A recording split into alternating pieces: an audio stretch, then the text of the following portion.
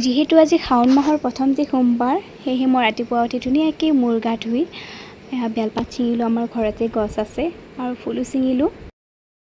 আৰু এই মন্দিৰটো আমাৰ চোতালতে আছে, বহুত পুৰণি মন্দিৰ, আৰু তাতেই মই এতিয়া পূজা কৰিব লৈছোঁ।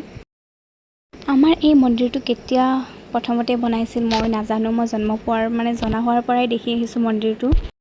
মই 10 বছৰ আগৰ পৰাই এনেকৈ শাওণ মাহৰ সোমবাৰকেইটা ব্ৰত ৰাখোঁ, মানে মই ক্লাছ 7ৰ পৰাই। আৰু ধুনীয়াকৈ চাকি ধূপ জ্বলালোঁ আৰু মোৰ ৰুমটোতো জ্বলাই ল'লোঁ। গধূলি প্ৰসাদ দিবৰ বাবে অকণমান তিয়াই ৰাখিলোঁ বুট।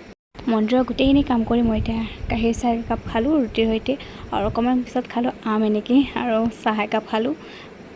এতিয়া মই শৰাইখন আগবঢ়াই দিলোঁ গধূলি।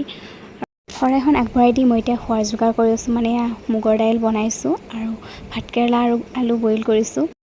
গোটেই দিনটোৰ মূৰত আজি স্পেচিয়েলকৈ ভাত সাজ খালোঁ বনভোজৰ পাতত। আজিলৈ আহিছোঁ, বাই।